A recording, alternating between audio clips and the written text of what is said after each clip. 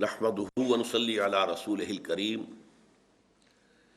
اما بعد فقد قال الله تبارك وتعالى كما ورد في سورة الحجرات اعوذ بالله من الشيطان الرجيم بسم الله الرحمن الرحيم يا ايها الذين آمنوا لا ترفعوا اصواتكم فوق صوت النبي ولا تجهروا له بالقول كجهر بعضكم لبعض ان تحبط اعمالكم وانتم لا تشعرون ان الذين يغضون اصواتهم عند رسول الله اولئك الذين امتحن الله قلوبهم للتقوى لهم مغفرة واجر عظيم ان الذين ينادونك من وراء الحجرات اكثرهم لا يعقلون ولو انهم صبروا حتى تخرج اليهم لكان خيرا لهم والله غفور رحيم صدق الله العظيم رب اشرح لي صدری ویسر لي امری واحلل عقدۃ من لسانی یفقہوا قولی اللهم ربنا الہمنا رشدنا واعذنا من شرور انفسنا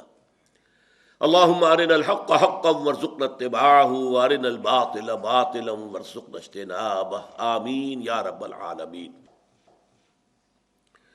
اسلامی معاشرے یا ریاست کا جو پہلا ستون ہے، رکن رکین، وہ تو سورہ حجرات کی پہلی آیت میں آ گیا۔ اللہ اور اس کے رسول کی اطاعت بلا چون و چرا، جہاں حکم خداوندی اور حکم رسول آ جائے رک جانا، کوئی قانون قاعدہ، کوئی اللہ کی کتاب اور رسول کی سنت کے منافی نہ ہونا۔ لیکن یہ دستوری اور قانونی بنیاد ہے۔ ملی زندگی، حیات ملی میں ایک اور ضرورت بھی ہوتی ہے، اس لیے کہ انسان میں جذبات بھی ہیں۔ مختلف افراد کو جوڑنے کے لیے ایک سیمنٹ سبسٹنس چاہیے، اور وہ جذباتی۔ کسی شخصیت کے ساتھ جذباتی لگاؤ، کسی قومی ہیرو کے ساتھ محبت، یہ باندھتی ہے ایک دوسرے کو۔ ان کے نقش قدم پر چلنے کی کوشش، انہیں امیٹیٹ کرنا، گاندھی کا انداز اختیار کرنا، نہرو کیپ اختیار کر لینا، جناح کیپ اختیار کر لینا، نہرو کٹ واسکٹ پہننا، ماؤ زیتونگ کا جیکٹ پہننا، سب کیا ہے یہ؟ پھر 50 گز اونچے مجسمے گاندھی کے بنانا، ماؤ زیتونگ کے بنانا، اسٹالن کے بنانا، کس لیے؟ تاکہ عظیم شخصیت کی چھاپ پڑ جائے لوگوں کے اوپر۔ ان کے جذبات جو ہیں، ان میں ایک شخصیت سے محبت، ایک شخصیت سے عقیدت رچ بس جائے اور یہ انہیں جوڑ دے آپس میں۔ یہ ایک ضرورت ہے، اسی لیے میں نے آپ کو یہ ساری مثالیں بتائیں۔ کیوں بتائیں؟ یہاں تک کہ اگر کوئی ہیرو نہ ہو تو ہیرو بنانا پڑتا ہے، تاکہ اس ہیرو کی ہیرو ورشپ، تو ورشپ کا لفظ تو بہرحال ہمارے لیے درست نہیں ہے، لیکن اس ہیرو سے محبت، اس کے اتباع کا جذبہ، اس کا احترام، اس کا ادب، یہ در حقیقت انسانی ثقافت اور تہذیب کی بنیاد بنتی ہے۔ اسلامی معاشرے میں وہ شخصیت جو ہے کوئی مصنوعی بنانے کی ضرورت نہیں ہے، وہ دل آویز شخصیت ہے محمد الرسول اللہ صلی اللہ علیہ وسلم کی۔ ان کی محبت، اللہ کی محبت کے بعد رسول کی محبت، اور پھر ساری محبتیں ان کے تابع۔ حضور نے فرمایا لا یؤمن احدکم حتی اکون احب الیہ من والدہ وولدہ والناس اجمعین، تم میں سے کوئی شخص مومن نہیں ہو سکتا جب تک کہ میں اسے اس کے والدین سے، اس کے بیٹوں سے اور تمام انسانوں سے بڑھ کر محبوب نہ ہو جاؤں۔ اور قرآن مجید میں آپ کو معلوم ہے آیت نمبر 24 سورہ توبہ کی، وہاں تو بہت زبردست دھمکی آئی ہے۔ قُلْ إِنْ كَانَ آبَاؤُكُمْ وَأَبْنَاؤُكُمْ وَإِخْوَانُكُمْ وَأَزْوَاجُكُمْ وَعَشِيرَتُكُمْ وَأَمْوَالٌ اقْتَرَفْتُمُوهَا وَتِجَارَةٌ تَخْشَوْنَ كَسَادَهَا وَمَسَاكِنُ تَرْضَوْنَهَا أَحَبَّ إِلَيْكُم مِّنَ اللَّهِ وَرَسُولِهِ وَجِهَادٍ فِي سَبِيلِهِ فَتَرَبَّصُوا حَتَّىٰ يَأْتِيَ اللَّهُ بِأَمْرِهِ وَاللَّهُ لَا يَهْدِي الْقَوْمَ الْفَاسِقِينَ۔ اے نبی ان سے کہہ دیجئے دیکھو، سن رکھو، اگر تمہیں اپنے باپ، اپنے بیٹے، اپنی بیویاں، اپنے رشتہ دار، اپنے بھائی اور وہ مال جو تم نے بڑی محنت سے جمع کیے ہیں، اور وہ کاروبار جن میں کساد کا، مندے کا خوف رہتا ہے، اور وہ حویلیاں اور کوٹھیاں اور محل جو تم نے بنائے ہیں بہت محبوب ہیں، اگر یہ 8 چیزیں محبوب تر ہیں اللہ سے اور اس کے رسول سے اور اللہ کی راہ میں جہاد کرنے سے، تو جاؤ دفع ہو جاؤ، ادھر بیٹھو یہاں تک کہ اللہ اپنا فیصلہ سنا دے، اور اللہ ایسے ناہنجاروں کو ہدایت نہیں دیتا۔ تو یہ ہے در حقیقت دوسری شخصیت مسلمانوں کو جذباتی طور پر ایک دوسرے قریب لانے کی۔ جب میرا بھی ایک جذباتی تعلق حضور کے ساتھ ہوگا، آپ کا بھی ہوگا، تو ہمارا یہ حضور کے ساتھ تعلق ہمیں بھی قریب لائے گا ایک دوسرے سے، ان کی محبت کے رشتے میں ہم بندھ جائیں گے آپس میں۔ اور اگر حضور کی شخصیت کے ساتھ کوئی گستاخانہ طرز عمل اختیار کر لیا جائے، ان کی بات کی پرواہ نہ کی جائے، تو پھر ظاہر بات ہے کہ اسلامی معاشرہ جو ہے وہ منتشر ہو جائے گا۔ چنانچہ ہم یہ دیکھتے ہیں کہ یہ جو اتنی بڑی امت ہے اور 1400 برس گزر چکے ہیں، اس میں جو ایک کلچرل ہوموجینٹی ہے، یکسانی ہے۔ آپ کو انڈونیشیا کا مسلمان ملے گا، وہی انداز اس کا، وہ داڑھی ہے اس کا وہی انداز، لباس ٹھیک ہے تہبند ہو کچھ ہو لیکن وہ گھٹنوں سے اوپر ہوگا، محسوس ہوگا کہ کوئی شے ہے ان کے درمیان مشترک۔ نماز کے لیے کھڑے ہوں گے بیت اللہ کے گرد تو سب نماز پڑھیں گے اور کسی کی نماز ٹوٹے گی نہیں، کہیں زیادہ فرق نہیں ہوگا، کوئی رفع یدین زیادہ کر رہا ہے، کوئی آمین بالجہر زور سے کہہ رہا ہے، بس صلی اللہ خیر صلی اللہ۔ باقی یہ کہ قیام ہے، اس کے بعد رکوع ہے، پھر قومہ ہے، پھر سجدہ ہے، پھر جلسہ ہے، پھر سجدہ ہے، پھر اس میں کوئی ترتیب میں فرق نہیں۔ یہ وہ چیز ہے جس نے اس امت کے اندر cultural homogeneity and cultural continuity پیدا کی ہے، نسل بعد نسل۔ ہم کسی اور ہیرو کو وہ مقام دینے کو تیار نہیں۔ اقبال نے بہت خوبصورت شعر کہا ہے، یہ زائرین حریم مغرب ہزار رہبر بنے ہمارے، ہمیں بھلا ان سے واسطہ کیا جو تجھ سے نہ آشنا رہے۔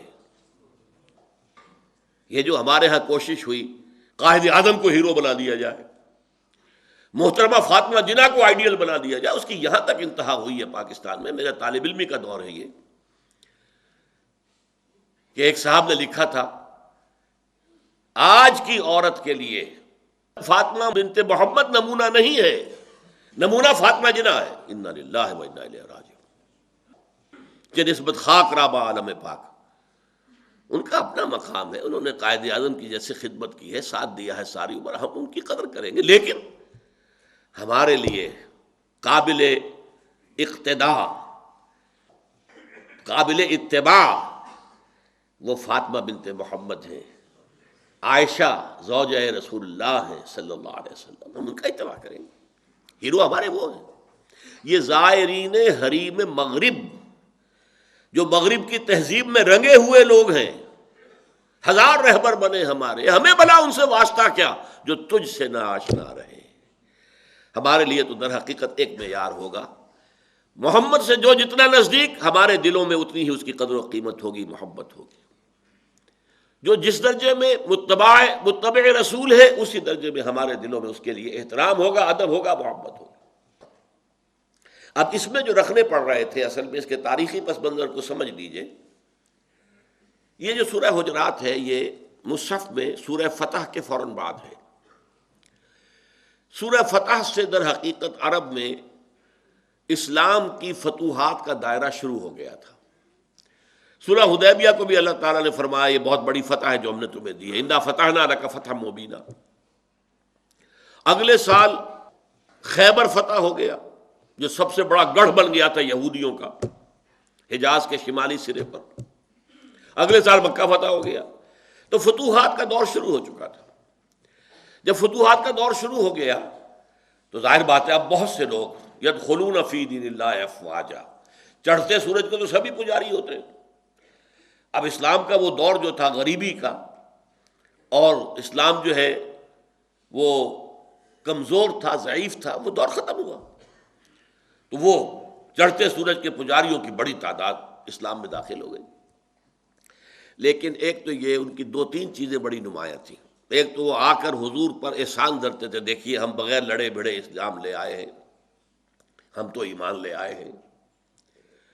نمبر 2 اکھڑ تھے، جو مزاج عرب کا ہے، اکھڑ، ادب اور احترام یہ ان کی لغتی میں نہیں تھی، بہت اکھڑ مزاج، قومن لدہ، قرآن مجید نے کہا جھگڑالو قوم، بڑی اکھڑ قوم، لہذا وہ حضور کے اس مقام کو نہیں پہچان پا رہے تھے۔ بس مان لیا آپ اللہ کے رسول ہیں، ہم نے مان لیا جی، بس اور کیا۔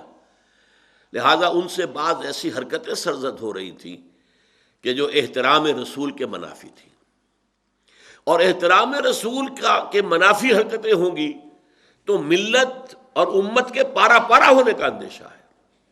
سیمنٹ سبسٹنس جو ہے، جو جوڑ رہا ہے انہیں، وہ ایک تو قانون ہے، اللہ اور اس کے رسول کے احکام، یہ قانونی اور دستوری بنیاد ہو گئی، اور ایک ہے اللہ کے رسول سے محبت۔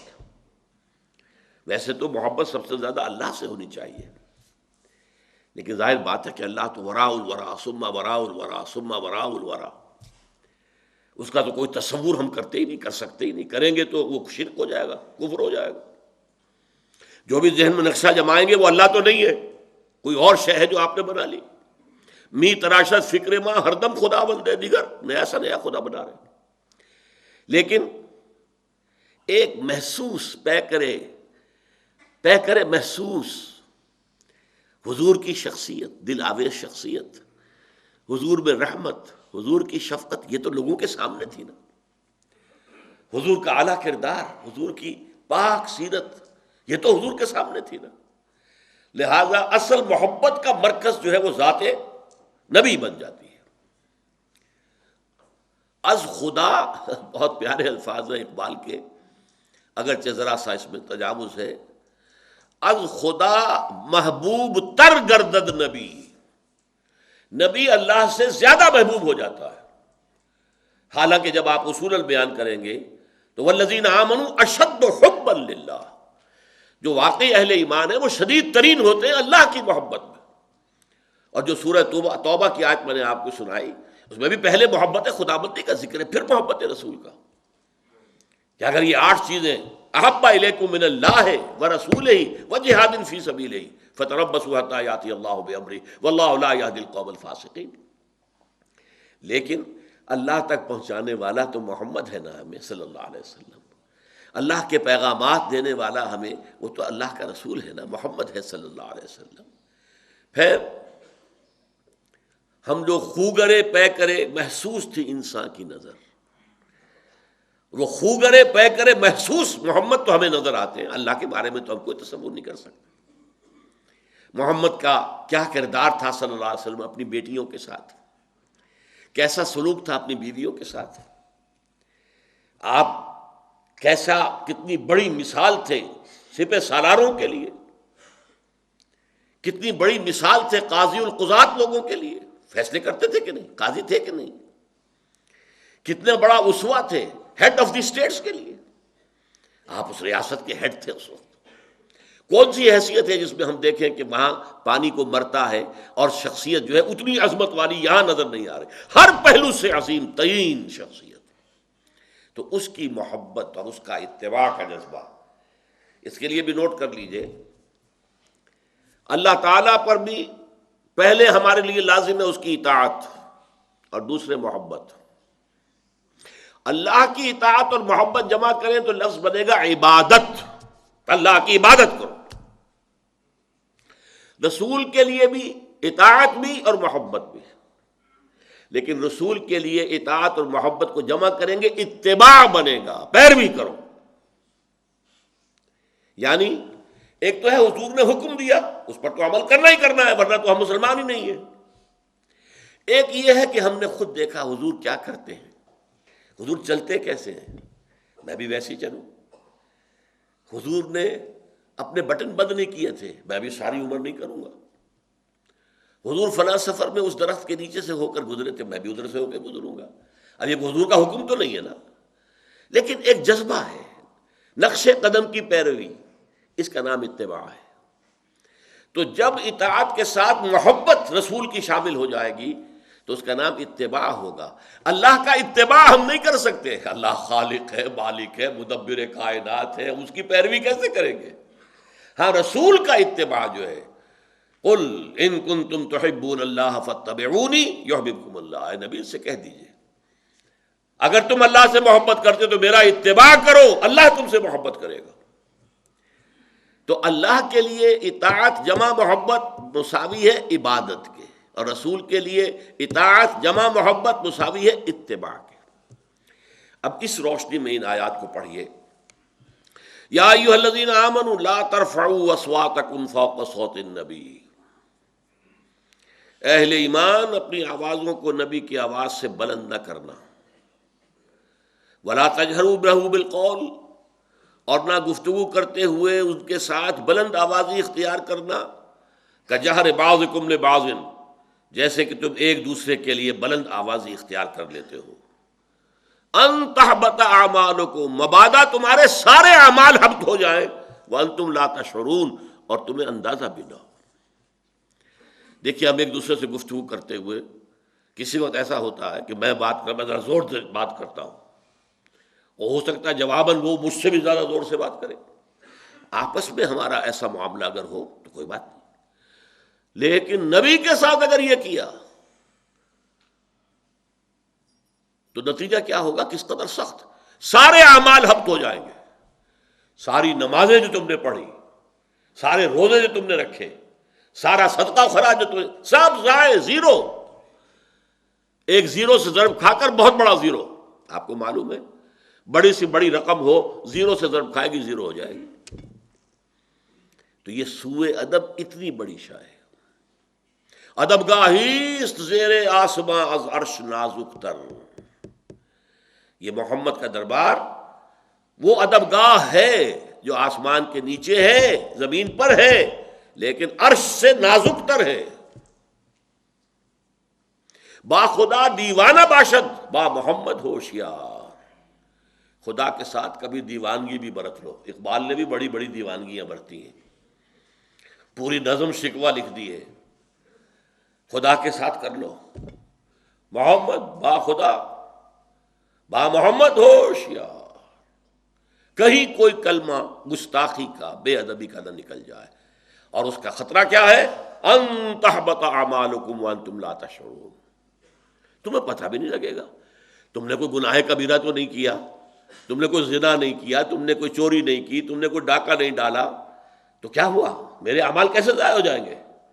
لیکن یہ محمد کی جناب میں گستاخی صلی اللہ علیہ وسلم، اور ہم سر جیسے ایک دوسرے کے ساتھ بلند آواز سے باتیں کر لیتے ہیں، ایسے ہی بلند آواز سے حضور سے گفتگو کر لینا، یا کبھی آ کر جذبات میں حضور کی آواز سے بھی اپنی آواز اونچی کر دینا، یہ تمہارے سارے نیک اعمال کو ضائع کرنے کا ذریعہ بن جائے گا۔ ان الذین، اب دیکھیے جس کو ایک نہیں کے انداز میں بیان کیا تھا، اب اس کو ایک پازیٹیو انداز میں بیان کیا۔ ان الذین یغضون اصواتهم عند رسول اللہ، یقیناً وہ لوگ جو اپنی آوازوں کو پست رکھتے ہیں اللہ کے رسول کے سامنے۔ اولئک الذین امتحن اللہ قلوبہم للتقوی، یہ ہیں وہ لوگ کہ جن کے دلوں کو اللہ نے جانچ پرکھ کر تقوی کے لیے چن لیا ہے۔ ان دلوں کے اندر اب تقوی جو ہے نشو و نما پائے گا، جن دلوں نے ادب سیکھ لیا ہے۔ با ادب با نصیب، بے ادب بے نصیب۔ اور ادب حضور کا صلی اللہ علیہ وسلم، ایک ادب والدین کا بھی ہے، ایک ادب اساتذہ کا بھی ہے، لیکن حضور کا۔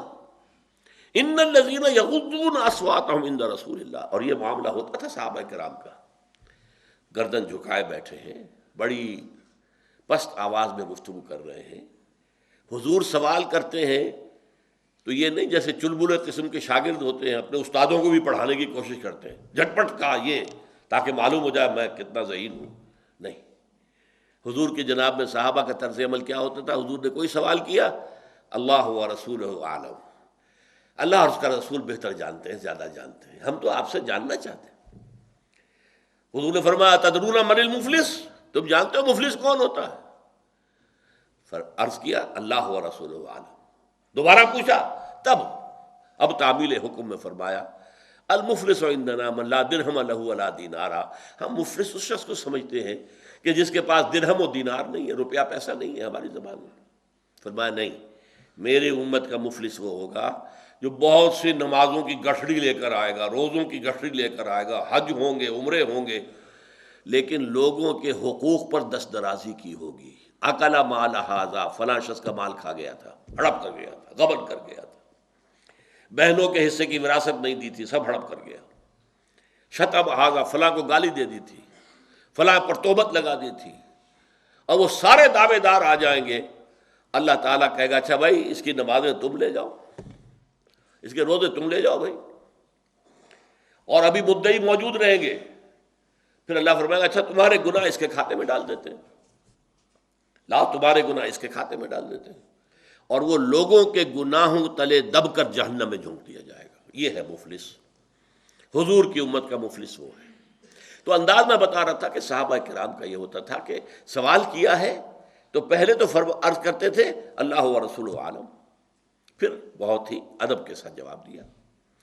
تو ان الذین یغضون اصواتهم عند رسول اللہ اولئک الذین امتحن اللہ قلوبهم للتقوی۔ امتحان کسے کہتے ہیں؟ پانچویں جماعت کا امتحان پاس کر لیا، اب چھٹی میں چلے گئے، چھٹی کا پاس کیا ساتویں میں چلے گئے، درجہ بدرجہ آگے جاتے ہیں نا۔ تو اللہ نے ایسے لوگوں کے دلوں کا امتحان لے کر ان کے درجے کو بلند کر دیا ہے کہ اب ان دلوں کے اندر تقوی کی فصل جو ہے وہ اگے گی، اور اس کے اندر اصل تقوی جو ہے اللہ کا پیدا ہوگا۔ امتحن اللہ قلوبهم للتقوی لهم مغفرۃ واجر عظیم، ان کے لیے مغفرت بھی ہے اور بہت بڑا اجر ہے۔ اسی طرح کا ایک معاملہ کیا ہوتا تھا، ان الذین ینادونک من وراء الحجرات، یہ میں آپ کو بتا چکا ہوں، یہ بدو لوگ جو تھے باہر سے آتے تھے، اب نہ تہذیب نہ کلچر نہ ادب، اکھڑ قوم، حضور کے حجرات کے باہر کھڑے ہو کر یا محمد اخرج علینا، اے محمد نکلیے باہر آئیے، ہم ملاقات کے لیے آئے ہیں۔ بے ادبی، سوء ادب۔ حضور کے اپنے پروگرام ہوتے تھے، معمولات ہوتے تھے، اس کے اندر دخل دینا۔ ظہر کے بعد ایک استراحت ہے، قیلولہ جو ہے یہ عرب کی، اب اس وقت جو ہے آواز دے رہے کھڑے ہوئے، یہ اس پر اب گرفت کی گئی۔ ان الذین ینادونک من وراء الحجرات، اب اسی سے لفظ اس صورت کا نام بنا ہے حجرات، حجرہ۔ اصل میں تو یہ مسجد نبوی کے ساتھ حجرے تھے، جن میں یہ حجرہ عائشہ ہے، یہ حجرہ فلاں ہے، یہ حجرہ حفصہ ہے، حجرات تھے، چھوٹے چھوٹے سی کوٹھڑیاں، یعنی کوٹھڑیوں کا سائز بھی کیا کہ حضرت عائشہ کے حجرے میں جب حضور رات کی نماز پڑھتے تھے تو اتنی جگہ نہیں ہوتی تھی کہ آپ سجدہ کر سکیں، تو حضرت عائشہ کی ٹانگیں آگے ہیں اور حضور یہاں کھڑے ہوئے سجدہ کرنا چاہتے ہیں، تو آپ پہلے اپنے دست مبارک سے آپ کی حضرت عائشہ کی ٹانگیں وہاں سے ہٹاتے تھے، پھر سجدہ کرتے تھے۔ یہ بڑے بڑے بیڈ روم جو ہم بناتے ہیں کوئی تصور نہیں، حجرات، کوٹھڑیاں۔ ان الذین ینادونک من وراء الحجرات، بے شک وہ لوگ جو پکارتے ہیں آپ کو، ندا دیتے ہیں حجرات کے پیچھے سے، اکثرہم لا یعقلون، ان کی اکثریت جو ہے وہ ناسمجھ لوگوں پر مشتمل ہے، ان گھڑ لوگ ہیں، یہ غیر مہذب ہیں، غیر شائستہ ہیں، اکڑ ہیں، عقل سے کام نہیں لیتے۔ وَلَوْ أَنَّهُمْ صَبَرُوا حَتَّى تَخْرُجَ إِلَيْهِمْ، اگر وہ انتظار کرتے، صبر کرتے یہاں تک کہ آپ خود نکل کر آتے ان کے سامنے۔ ٹھیک ہے بھئی، عصر کے وقت آئیں گے حضور صلی اللہ علیہ وسلم، عصر سے مغرب تک یہاں نشست ہوگی، آپ بات کہہ دیجئے جو آپ کو کہنی ہے۔ نہیں، ہم حاضر ہوئے ہیں، ہم ایمان لائے ہیں، بغیر لڑے بڑے ایمان لائے ہیں، ہمارا احترام کیا جانا چاہیے، ہم یہاں بیٹھ کے انتظار نہیں کر سکتے۔ نہیں، وَلَوْ أَنَّهُمْ صَبَرُوا، اگر انہوں نے صبر کیا ہوتا، حَتَّى تَخْرُجَ إِلَيْهِمْ۔ اور یہ معاملہ پھر سورہ نساء میں آپ دیکھیں گے، یہ ہماری عام معاشرت کا بھی اصول بنایا گیا ہے۔ آپ نے اگر کسی شخص سے ٹائم لیا ہے کہ فلاں ٹائم آپ، اس نے کہا آپ آ جائیے، اس وقت تو آپ کا حق ہے کہ آپ جائیں تو وہ آپ کو ریسیو کرے، لیکن آپ اچانک چلے گئے کچھ ایچے، نہ آپ نے کوئی وقت طے کیا ہے، نہ کوئی وعدہ آپ سے ان کا ہے، اس وقت جو ہے اگر آپ جائیں گے تو پورا حق ہے صاحب مکان کو کہ وہ کہہ دے میں اس وقت نہیں مل سکتا۔ وَإِذْ قِيلَ لَكُمُ ارْجِعُوا فَارْجِعُوا، اگر یہ کہا جائے لوٹ جاؤ تو لوٹ جاؤ، غصے کا تمہیں حق حاصل نہیں ہے، تم نے کوئی ٹائم نہیں لیا تھا، اس کی مصروفیت ہے، اس کا کوئی اپنا معمولات ہے، وہ ان کو توڑنے کو تیار نہیں ہے۔ یہ بھی ہمیں آداب سکھائے گئے ہیں، یعنی یہ تو حضور کا ادب آ رہا ہے۔ عام مسلمان بھی آپس میں ایک دوسرے کی پرائیویسی جو ہے اس کو رسپیکٹ کریں۔ یہ اس کا اپنا ایک ٹائم ہے، اپنے گھر کے اندر اپنے بال بچوں میں گزارنے کا وقت ہے، میں مسلط نہیں ہو سکتا اس پر، انلیس یہ کہ آپ نے پہلے سے اپوائنٹمنٹ لی ہے، آپ نے وقت لیا ہوا طے ہے، ہاں اس صورت میں وہ پابند ہے کہ آپ سے بات کریں۔ تو ان الذین ینادونک من وراء الحجرات اکثرهم لا یعقلون ولو انہم صبروا حتی تخرج الیہم، اگر انہوں نے انتظار کیا ہوتا، صبر کرتے یہاں تک کہ آپ خود برآمد ہوتے اپنے حجرے سے اور ان کی طرف تشریف لاتے، لکان خیر لہم، یہ ان کے لیے بہت بہتر ہوتا۔ واللہ غفور الرحیم، اور اللہ غفور اور رحیم ہے۔ یہ کیوں آئے دو صفات؟ کہ اصل میں ان میں بہت سے لوگ ایسے بھی ہیں کہ جن کی نیت میں ڈس رسپیکٹ نہیں ہے، وہ تو عادت ہے ان کی، خاص حضور کی توہین مقصود نہیں ہے بلکہ وہ اپنی عادت سے مجبور ہے۔ جیسے ایک بڑا پیارا شعر ہے فارسی کا، نیش اقرب نہ از پے کین است، اقتضائے طبیعت تشیین است۔ یہ جو بچھو ڈنک مارتا ہے تو آپ سے وہ دشمنی تو اس کی نہیں ہے، وہ دشمنی نکالنے کے لیے ڈنک نہیں مار رہا، یہ اس کی طبیعت کا تقاضا ہے، اس کی فطرت میں یہ ہے کہ وہ ڈنک مارے گا۔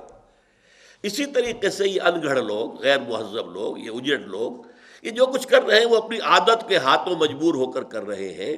اس میں کوئی ولفل ڈس رسپیکٹ حضور کے لیے، رسول کے لیے کوئی شعوری طور پر بالارادہ کوئی آپ کی توہین پیش نظر نہیں ہے۔ لہذا واللہ غفور الرحیم، اللہ تعالیٰ نے اعلان فرما دیا اللہ غفور ہے، بخشنے والا ہے، معاف فرمانے والا ہے، رحیم ہے، رحم کرنے والا ہے۔ تاہم آئندہ کے لیے یہ سبق سیکھ لو کہ حضور کے ساتھ کوئی بھی ایسی حرکت نہ ہو جس سے کہ کوئی بھی گستاخی کی بو آتی ہو، جس کے اندر گستاخی کا امکان پایا جاتا ہو، اس سے بچو۔ کیوں؟